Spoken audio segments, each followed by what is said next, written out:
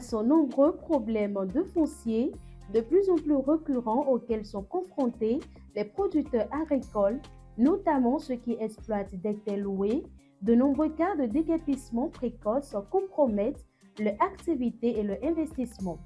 Pour ce numéro de votre émission, nous recevons M. Ansor Donald Moukanri, conseiller juridique et promoteur du cabinet d'expertise juridique Legal Vision. Bonsoir, M. Moukanri. Bonsoir, Madame la journaliste. J'espère que vous allez bien. Je rends grâce. Avec lui, nous échangerons et nous verrons quels sont les tests en vigueur, quelles sont les démarches à suivre par les acteurs du secteur, quelles sont les dispositions légales et aussi quelles sont les précautions à prendre afin de sécuriser leurs accès à la terre et prévenir les conflits. Alors, dites-nous, M. Moukanri, location de terres agricoles, quel droit pour les producteurs? Alors, Madame la journaliste, je vous remercie beaucoup pour cette opportunité que vous avez accordée, je dirais, au monde paysan, afin de pouvoir les éclairer sur les contours de leurs activités.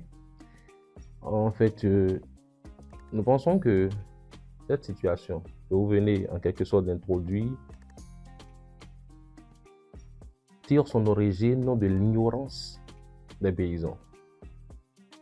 Et il y a un adage juridique qui dit « nul n'est censé ignorer la loi ». Et nous pensons que les paysans, ne s'inspirant pas ou bien ne voulant pas se renseigner, prendre les dispositions qu'il faut, sont brimés dans leurs droits. Ils disposent de plusieurs droits qui sont d'ailleurs numérés dans l'article 260 du Code foncier, les articles 260 et suivants du Code foncier, qui leur concèdent pleinement le droit d'usage, de jouissance paisible, d'investissement, même le droit de cession de bail. Seulement, ils ne veulent pas prendre les dispositions qu'il faut. Le Béninois n'est pas partisan de l'anticipation, c'est ce que je pourrais dire. Le Béninois n'est pas partisan de l'anticipation et ne sommes que artisans de l'action. Et lorsque les actions surviennent maintenant, lorsqu'on est face à des conflits, c'est là maintenant on cherche les solutions. Malheureusement, il y a déjà beaucoup de dégâts et tu n'es confronté qu'aux résultats qui te portent préjudice et te retardent ou qui font qu'ils perdent plusieurs millions alors qu'ils pouvaient prendre les dispositions qu'il faut pour, juste avec 50 000 francs, se faire rédiger un contrat et bénéficier pleinement de tous les droits qui sont les leurs. Et faire également les vérifications qu'il faut avant même de commencer l'exploitation de la terre en question. Bon, nous n'avons pas cette culture, hein, et on prend la terre, on s'installe et puis on commence le travail. Je pense que la base, c'est que nous n'avons pas cette culture. Nous n'avions pas du tout cette culture. Je vous donne un petit exemple. Moi, j'ai été confronté à un cas comme ça. Et c'est à Fiyosé. Je vais le monsieur m'appelle pour dire voilà, c'est ça, c'est son domaine et qu'il voudrait faire les formalités juridiques pour confirmer son droit de propriété. Je vais là-bas, je vais dans la maison, mais disons un domaine composé de 4 parcelles. Donc c'est près de 2000 mètres carrés. Je vais là, qu'est-ce que je constate dans l'enceinte du domaine qui est déjà clôturé? Je vois des cultures vivrières partout, par-ci, par-là, des salades plantées, des piments de l'autre côté. Mais qui a fait ça? Le paysan sort, il dit c'est lui. Qui vous a permis de faire ça? Il dit ben, parce que telle personne. Il donne le nom de quelqu'un d'autre qui prétend être le propriétaire du domaine. Je dis non, tel domaine appartient à telle personne. Donc il n'y a pas eu de vérification préalable. Moi, je lui ai signifié un déguerpissement, par exemple. Je lui ai signifié un déguerpissement. Pour lui dire, voilà, monsieur, je vous donne... Il me dit non, ce qu'il a implanté à telle durée pour qu'il puisse rentabiliser ou bien commencer par volter. Je dis non, mais je ne pourrais pas attendre. Parce que là, déjà, vous me donnez le nom de quelqu'un qui n'est pas véritablement propriétaire. Il dit, mais non, l'autre dit qu'il est propriétaire. Alors, on voit clairement qu'il y a une défaillance à son niveau, qu'il n'a pas pris les dispositions qu'il faut. Il ne pourra que s'en vouloir à lui-même. Comme le dit, l'une ne peut se prévaloir de sa propre turpitude. Il ne pourra que s'en vouloir à lui-même, s'en prendre à lui-même. Nous n'avions pas du tout cette culture et je prierai vraiment les paysans à prendre les dispositions qu'il faut pour éviter d'être des victimes potentielles. On va justement rester là et dites-nous quels sont les droits et obligations d'un producteur qui exploite une telle ouïe. Alors, les droits et obligations. Les droits, d'abord, les droits d'un producteur qui exploite une terre qu'il a louée.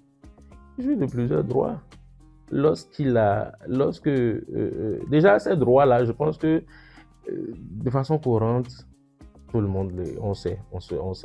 Lorsque je loue quelque part, je loue un domaine, je loue une terre, j'ai le droit d'usage, j'ai le droit également d'exploiter, il a le droit d'investir. Si je reviens sur le cas du paysan, il a le droit d'investir sur les lieux, vous savez. Et tout ça doit être consigné ou bien rédigé dans un contrat. Je vais un peu plus loin. Vous savez, lorsqu'on prend un paysan,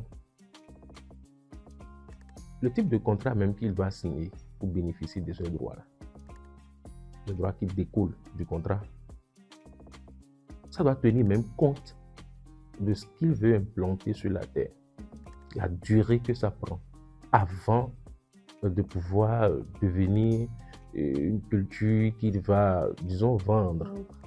Ça doit tenir compte. Quelqu'un qui veut implanter une anacardie sur un terrain, par exemple, sur un domaine, minimum c'est 10 ans avant. Mais s'il ne savait pas, il s'est dit, voilà. En fait, je le dis, c'est l'insécurité juridique dans laquelle ces paysans-là fonctionnent qui les empêche de jouir pleinement de leurs droits.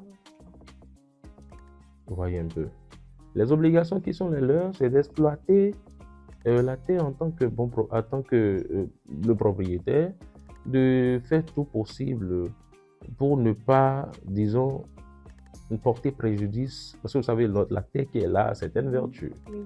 Il y a des vertus. Donc, éviter de porter préjudice à ces vertus-là. Et puis, on fait disons, comme le dit couramment dans le bail à usage domestique, utiliser les lieux comme bon père de famille, comme le véritable propriétaire. Mais au préalable, je reviens toujours sur le préalable, faire les démarches nécessaires pour s'assurer que celui qui veut me louer est véritablement le propriétaire. Pour s'assurer. Parce que il ne suffit juste pas maintenant de dire c'est mon grand-père qui me l'a légué. Non, il y a des vérifications préalables. Celui qui veut me louer doit détenir le minimum de titres de propriété. Ça, vous voyez un peu. Le minimum de titres de propriété. Lui-même, en tant que paysan qui veut exploiter le domaine, doit au moins faire les démarches. Il y a ce qu'on appelle le certificat foncier rural. Il va se rapporter auprès de la mairie, faire les démarches qu'il faut. Celui qui veut me louer même le domaine, je vais me rassurer de ce qu'il a le titre foncier. Le domaine, lui, il est le véritable propriétaire.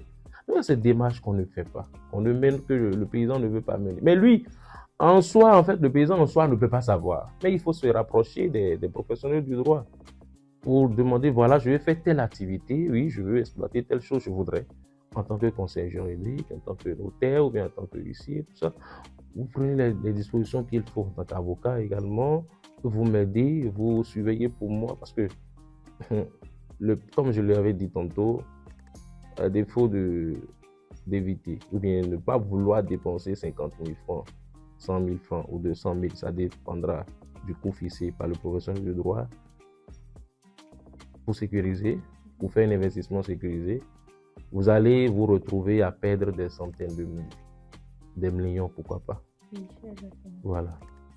Et souvent, on entend dire, si je suis sur une terre, bien, j'occupe une parcelle et 30 ans, je ne vois pas de propriétaire ou je ne vois pas quelqu'un qui vient me réclamer cette terre, ça devient d'office pour moi. J'aimerais que vous nous expliquiez, est-ce que vraiment ce qu'on entend, c'est la vérité? Oui, en fait, vous savez, le code foncier qui prévoit cela, c'est une occupation sur une certaine durée sans interruption, ou bien sans que quelqu'un ne vienne réclamer la propriété. Donc, oui, ça, c'est un argument valable. C'est un argument qui est valable devant l'instance judiciaire, c'est-à-dire devant le tribunal. Oui, j'ai occupé durant tel nombre d'années, mais on te demandera, toi qui es venu maintenant, ou bien vous qui êtes venu demander ou réclamer une quelconque propriété, on va vous demander, vous étiez où pendant tel nombre d'années qu'il exploitait ou bien qu'il était là. Donc voilà, oui, la loi a prévu cela. Donc l'utilisation ou bien l'exploitation ou l'occupation pendant beaucoup d'années et sans interruption, oui, vous confère un certain titre de propriété. Ok. Quels documents ou contrats doivent être établis pour sécuriser une location de terres agricoles? Document, non, vous avez déjà dit, parce que quand vous dites quel document ou contrat, je pense que vous avez déjà fait sortir. C'est un contrat en fait. C'est un contrat qui est passé entre les parties, qui fait naître des obligations de part et d'autre. Vous voyez un peu, c'est un contrat. Et comme je le disais dans mon développement précédent, je le disais, il faut tenir compte de ce que vous voulez implanter, de ce que vous voulez exploiter, de ce que vous voulez faire en fait du domaine, les cultures que vous voulez faire, palmier, anacadier, ou bien quoi que vous voulez faire. Et tenir compte également de la durée que ces produits-là prennent pour pouvoir devenir, voilà, tenir compte de cette durée-là pour établir le contrat. Oui, pour établir le contrat. Et là, chacun sait. Mais au préalable, le contrat, c'est vrai, le contrat sécurise. Le contrat permet à ce que lorsqu'il y a un problème, lorsque un litige survient, ou puisse brandir cela devant le tribunal ou bien devant la CESAF ou demander réparation des préjudices, c'est vrai. Mais au préalable, pour ne pas arriver jusque-là, il faut faire des vérifications et vous renseigner vraiment que voilà, celui qui veut me louer est véritablement le propriétaire. C'est ce qu'il faut, c'est le préalable. C'est le préalable. Celui qui veut me louer, est-ce qu'il est véritablement le propriétaire? Pour ne pas qu'à la longue, il y ait un deuxième propriétaire. Exactement, qui survient. Par exemple, si ce sont des héritiers, assurez-vous que tous les héritiers ensemble, dans le contrat que vous voulez signer, on donne leur accord. Que ça ne soit pas un qui dit, bon, voilà, vas-y, ça ne fait rien. C'est là, la terre là est là, ne sert à rien. Bon, vas-y, commence pas à exploiter. Moi, je veux louer ça à quelqu'un. Et le fait, un autre héritier peut venir pour vous déguerpir. Et l'autre héritier de plein droit peut venir pour vous déguerpir. Donc, c'est un peu ça. S'assurer, prendre ces dispositions-là. Le contrat, oui. Mais avant le contrat, il y a des dispositions à prendre. Voilà. Il y a quelque chose que vous avez répété sans cesse dans votre développement et j'aimerais quand même que vous nous expliquiez un tout petit peu encore plus. Si par exemple, je veux planter mon maïs, je dois tenir compte de la durée que sa production fera pour signer l'accord avec le propriétaire. Exactement, pour passer un contrat. Sinon aussi, bon, vous donnez la durée du maïs. Moi, le maïs, quand il y a de bonnes pluies et que la terre est bien riche, je pense que ça pousse dans les plus brefs délais. Disons, vous avez signé un contrat avec le maïs, par exemple, d'exploitation de champs de maïs. Et vous signez un contrat d'1 mois. Non, ça ne donne pas. Et au bout de quelques semaines ou bien quelques jours, le monsieur dit voilà, je vais reprendre ma terre. Vous voyez un peu.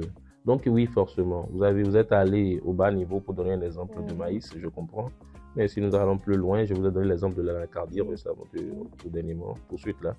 Donc si vous repérez, vous devez savoir, parce que le pays, déjà ça relève de la culture professionnelle du paysan, parce que agricole, je dirais, de la culture agricole du paysan. Lui qui veut le faire, il a déjà une idée de comment ça se fait, de la durée.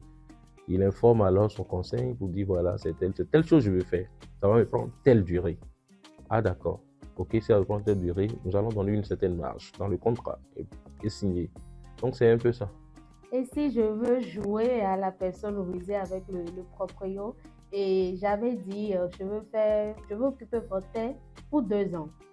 Mais à la longue, je plante encore d'autres cultures qui dépassent la période de production, dépasse ce que j'avais prévu dans mon contrat avec le propriétaire. Dans ce cas, non, vous savez, ça c'est, je pense que je parlerai plutôt est-ce que je dirais un dol, ou bien je dirais la mauvaise foi purement, de la mauvaise foi. Et si vous faites preuve de mauvaise foi dans la signature de votre contrat, le propriétaire, c'est à bon droit qu'il dit, ben, on ne s'était pas entendu sur ça. Voyez un peu. Il y a aussi ça. Même quand je donnais l'exemple, quand vous m'avez demandé tout à l'heure le droit de l'exploitant agricole, il y a ce droit d'user le domaine en tenant compte de ce qui avait été retenu. Il n'a pas le droit d'outrepasser. Mais si autour de moi, c'est ce qui marche actuellement, C'est ce qui marche je vais actuellement. Vous allez profiter. voir votre propriétaire, vous révisez le contrat avec un avenant. Mais ne pas l'informer au préalable et, disons, vouloir être plus malin, vous allez payer les pots cassés. Je suis désolé. Le propriétaire est à bon droit. Autant vous avez une certaine culture juridique qui vous a poussé à signer un contrat ou bien qui quelqu'un vous a assisté un procès de droit, autant lui-même propriétaire avéré, quand vous le présentez, vous dites que mon conseiller va venir ou bien mon notaire, allez sur mon notaire signer et vous allez là-bas. Mais lui-même avisé, il va se dire, mais je cherche quelqu'un qui va m'expliquer ce qu'il veut mettre dedans. Bon, si il est futé également, il va voir. S'il découvre à tout moment, ou bien vous le faites sans qu'il ne le sache. Parce qu'il dit, qu'il ne veut pas venir là, pourquoi chercher, non fouiner. Et finalement, malheureusement pour vous, je dirais, il finit par découvrir. S'il découvre, eh bien, il est obligé, c'est à bon droit, parce qu'il dira que ce n'est pas dans les clauses de notre contrat. Donc, c'est à bon droit de résilier. Ok. Que peut faire alors un producteur lorsqu'il est confronté à un déguerpissement avant la fin de l'accord conclu avec le propriétaire? Voilà, là, avant la fin de l'accord, comme vous l'avez dit, ça veut dire qu'ils ont passé un accord de préférence écrit. Lorsque vous passez un accord de préférence écrit, mais il a de bon droit qu'il intente une action en justice. Comme je le disais, il peut aller devant le tribunal, devant le juge civil pour demander à ce que faire une assignation, demander réparation des préjudices. Bon, parce que ça fait également compétence pour parler du domaine foncier. C'est la juridiction, même la haute juridiction compétente au Bénin pour aborder ce genre de dossier. Voilà. Une demande de réparation des préjudices qu'il a subi. Voilà. Et pour le propriétaire. Et même si, avant même d'aller à la demande de réparation, il peut s'opposer à toute rupture abusive d'abord. S'opposer, saisir les instances judiciaires compétentes et s'opposer. Voilà. Et quelles sont les démarches légales à entreprendre pour sécuriser l'exploitation d'une terre agricole? Est-ce qu'il faut, en dehors des contrats, quelle autre démarche le producteur peut entreprendre pour sécuriser la terre qu'il est en train de vivre? Bon, en dehors des contrats, je vous l'avais dit, quelle autre démarche? Je pourrais dire pour sécuriser, il doit faire les vérifications préalables, s'assurer de vraiment sur le véritable propriétaire, s'assurer de ce que il n'y a pas de litige autour de ce domaine, s'assurer de ce que dans les livres fonciers ou à la mairie ou bien à la NDF, il est reconnu comme le véritable propriétaire et après cela passer un contrat d'exploitation sur longue durée. La durée qui lui sera vraiment serviable, bien qui va lui permettre de profiter ou bien de ce qu'il a planté, de pouvoir récolter au moment opportun. Voilà. Et à peu près combien peut-on louer une terre ici? Non, mais il n'y a pas un prix fixé par la loi. Non, tout va de l'appétit, je dirais, du propriétaire. Voilà, tout va de l'appétit du propriétaire. Il peut dire, c'est à lui, c'est lui qui fait son prix compte tenu de... Voilà, quitte à vous d'accepter ou de négocier avec lui. Voilà, j'ai mon ami ou un frère qui a sa terre et je conclus avec lui un accord verbal pour louer sa terre.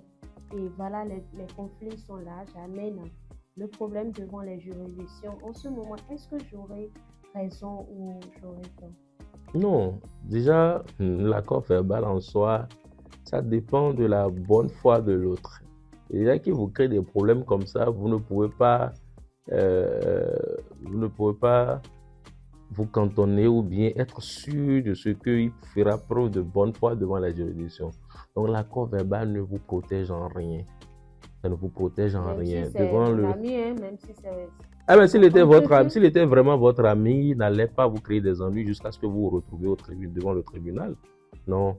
Donc l'accord verbal ne vous protège en rien. Il faut forcément procéder à un écrit, procéder à l'enregistrement même du contrat. Procéder à l'enregistrement même du contrat. Donc l'accord verbal ne vous protège en rien. Je suis désolé. Ce qu'il a dit aujourd'hui, il peut dire demain qu'il n'a jamais dit cela.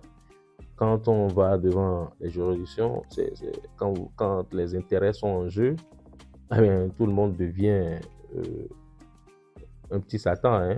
On se protège et puis on défend ses intérêts de toutes les manières. faisant usage de tout, en fait. Voilà. Et bienvenue les problèmes mystiques. Justement, voilà. Et l'amitié dont vous parlez au préalable est cassée. Exactement.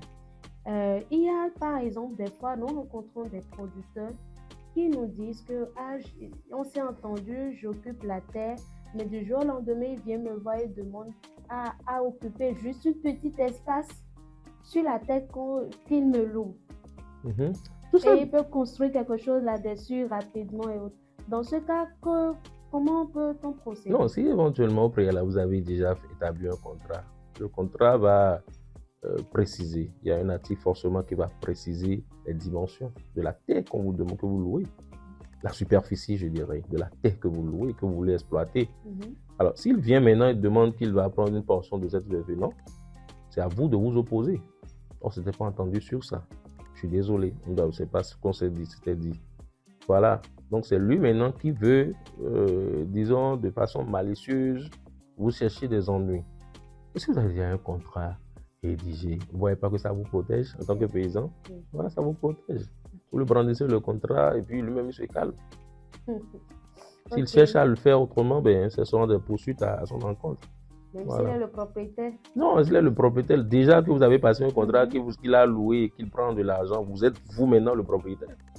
Voilà, c'est pas lui. Je peux toutefois lui louer l'espace et il va me payer. Non, bon. Vous savez, on a l'habitude de le dire dans l'autre langue locale ou bien véhiculée, c'est le oui qui engage beaucoup, mais le non n'engage en rien. Voilà, un petit oui, vous l'acceptez qu'il loue, un petit truc quelque part, ou bien que vous dites, bon, comme c'est le propriétaire, bon, reste à côté de moi. Il va commencer par avancer jusqu'à ce que vous allez vous créer des ennuis. Non, mais soyez, en matière d'affaires, on est strict. En matière d'affaires, on est strict, on est précis, on est concis et on ne pardonne pas. On est vraiment focus sur ce qu'on veut faire. Voilà. Nous sommes pratiquement à la fin. Quels conseils donneriez-vous aux producteurs pour éviter les conflits liés à la terre? Je crois que nous avions débattu en long et en large de tout déjà dans notre émission. Et le seul conseil que je pourrais leur donner, c'est de ne pas s'empresser pour chercher à investir, s'engager sans prendre des précautions. Vous allez vous retrouver face à des situations extrêmement délicates qui vont emporter tous vos investissements. Qu'ils essaient le minimum de prendre des précautions qu'il faut. Vérification de la propriété réelle du domaine. Établir maintenant un contrat en tenant compte de l'objet du contrat, de ce qu'ils veulent réellement faire sur le domaine en question. Donc c'est ce que je peux leur dire, et qu'ils ne soient pas en train de vouloir être pingres, ne pas vouloir investir dans la protection juridique ou bien dans l'accompagnement juridique pour finalement s'endetter et se retrouver devant les juridictions et perdre également, et pour finir se dédommager ou bien et s'essuyer les larmes par ce que nous avons l'habitude de dire, c'est la volonté de Dieu. Non, ils essaient vraiment d'être futés et d'être malins. Tout ce qu'il y a les dispositions légales qui existent, qui les protègent et qui déjà leur sera très utile s'ils en font bon usage. Et c'est sur ces mots de M. Onsodonade Wikonri, conseiller juridique, que nous mettons un thème à ce numéro de votre émission. Désormais, chers fidèles agriculteurs, vous savez ce qu'il faut faire pour ne plus être victime de ces désagréments. À très bientôt pour d'autres numéros de votre émission.